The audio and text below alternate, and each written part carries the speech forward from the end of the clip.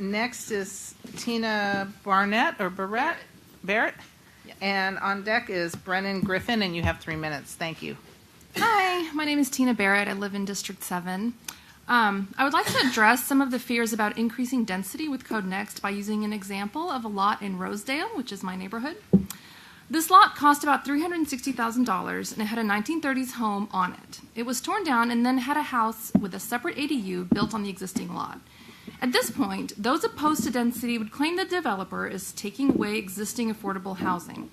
I ask you to consider what was torn down: a 700 square foot hovel with 1 bedroom, caved-in roof with moldy insulation falling down and covering the floor, an unstable foundation, and so on. Should people who can only afford lower-priced housing live in such unsafe, filthy environment if they want to live centrally in Austin? Obviously not. The solution is only to rehab or rebuild on this lot. To rebuild the 700 square foot house would cost approximately another $200,000 to $300,000, which would have to be done by a developer since the house was not mortgageable. After the development, the best a buyer could do would be to buy a rehabbed 700 square foot 1-bedroom house for $560,000 to $700,000. This is definitely not affordable or even missing middle housing. The developer ended up building 2 homes. One sold for around $720,000. The ADU sold for around $450,000. These aren't great prices for affordability either. Regardless of what was built, this land cost around $360,000 2 years ago. It's even worse now. At best, with the current code, only 2 families could share the burden of the cost of this land.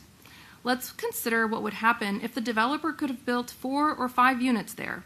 Sounds terrifying to those opposed to more density, but what is so scary about 4 or 5 more families moving into a neighborhood like Rosedale and not to East Austin? 4 or 5 families sharing the cost of the land and making it affordable for themselves.